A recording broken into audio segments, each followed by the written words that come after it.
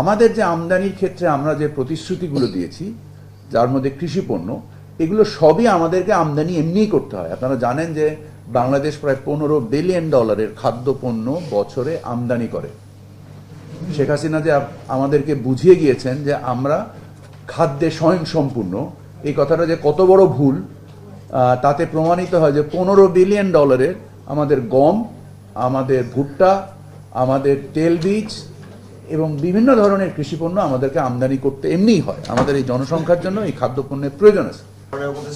আমরা তো আমদানি বাড়াবো ঘাটতি কমানোর জন্য, আমরা কি রপ্তানি বৃদ্ধির চেষ্টা করবো না? যদি করিও তো সেক্ষেত্রে তো ঘাটতি আবার আগের মতোই থাকবে। এটার ব্যাখ্যাটা কি? আপনাকে ধন্যবাদ। আপনারা বাণিজ্য সচিবের কথায় শুনতে পেরেছেন যে আমি যেটাকে 86% শুধু গার্মেন্টস বলেছি।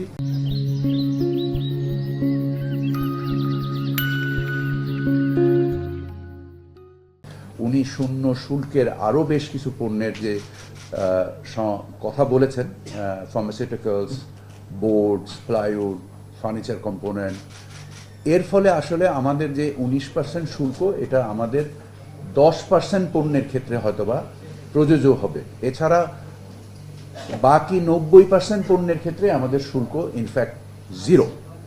এর ফলে যেটা হবে সেটা হচ্ছে আপনারা জানেন যে পৃথিবীর সর্ববৃহৎ অর্থনীতির দেশ হচ্ছে যুক্তরাষ্ট্র। সে $36 ট্রিলিয়ন একটা ইকোনমি। এই $36 ট্রিলিয়ন ইকোনমির যে আমদানির প্রয়োজন, সেখানে আমাদের রপ্তানির অপার সম্ভাবনা তৈরি হবে। দ্বিতীয়ত, আমাদের যে আমদানির ক্ষেত্রে আমরা যে প্রতিশ্রুতিগুলো দিয়েছি, যার মধ্যে কৃষি পণ্য, এগুলো সবই আমাদেরকে আমদানি এমনিই করতে হয়। আপনারা জানেন যে বাংলাদেশ প্রায় $15 বিলিয়ন খাদ্যপণ্য বছরে আমদানি করে। শেখ হাসিনা যে আমাদেরকে বুঝিয়ে গিয়েছেন যে আমরা খাদ্যে স্বয়ংসম্পূর্ণ, এই কথাটা যে কত বড় ভুল তাতে প্রমাণিত হয় যে $15 বিলিয়ন আমাদের গম, আমাদের ভুট্টা, আমাদের তেলবীজ এবং বিভিন্ন ধরনের কৃষিপণ্য আমাদেরকে আমদানি করতে এমনিই হয়। আমাদের এই জনসংখ্যার জন্য এই খাদ্যপণ্যের প্রয়োজন আছে। আমরা চিনি আমদানি করি। সো এই যে আমদানি, এটা আমরা যুক্তরাষ্ট্রভিত্তিক আমদানি করার মাধ্যমে আমাদের যে বাণিজ্য ঘাটতি আছে, এটা তাৎপর্যপূর্ণভাবে কমবে বলে আমরা মনে করি। একই সাথে আমাদের রপ্তানি বাড়ার সম্ভাবনা যথেষ্ট, কারণ এই ধরনের ট্রেড ডিল পৃথিবীর খুব একটা দেশ কেউ পেয়েছেন কিনা আমার ইনফ্যাক্ট জানা নেই। আপনারা সাংবাদিক, যেহেতু আপনারা অনুসন্ধানী কার্যক্রম করেন, আপনারা আমার থেকে আরো ভালো বলতে পারবেন। স্যার, আমি একটু নিশ্চিত করে স্যারের সাথে একটু যুক্ত করি।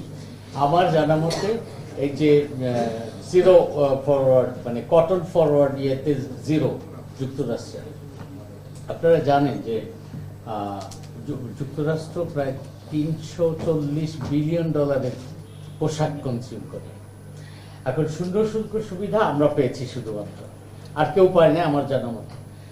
অন্য দেশ যারা রপ্তানি করে, শুল্ক ফেস করে, তারা তো বাংলাদেশে এসে বিনিয়োগ করবে। আমাদের তো মনে হয় যে আমরা যদি তুলা আমদানি করে শুধু পোশাক রপ্তানি করতে পারি, তাহলে তো বিদেশি বিনিয়োগ আমরা পাবো এবং আমাদের শুধুমাত্র গার্মেন্টস সেক্টরেই রপ্তানি অনেক বাড়বে।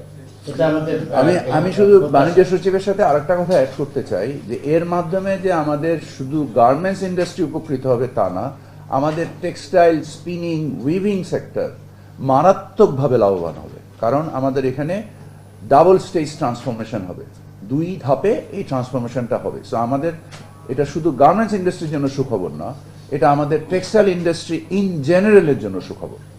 আমার একটা প্রশ্ন আছে, সেটা হচ্ছে যে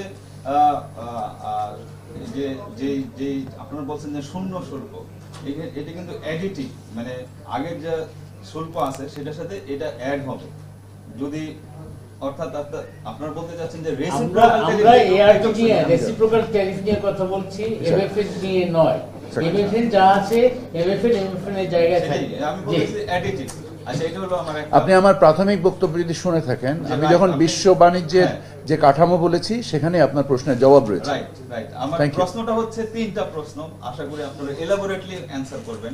প্রথমত হচ্ছে যে ইউএস এর সাথে আমাদের একটা এফটিএ করার কথা হয়েছিল এই এগ্রিমেন্টের আগে, সেটা আপনারা এফটিএ ফরম্যাটে বলছেন যে এফটিএ ফরম্যাট, কিন্তু এফটিএ করার না, আমরা এটা বলিনি এফটিএ ফরম্যাটে, আপনি ভুল শুনেছেন।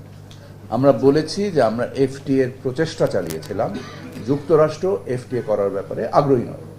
আচ্ছা, ওকে, আশা করি আপনার প্রশ্নের জবাব পেয়েছেন। রাইট।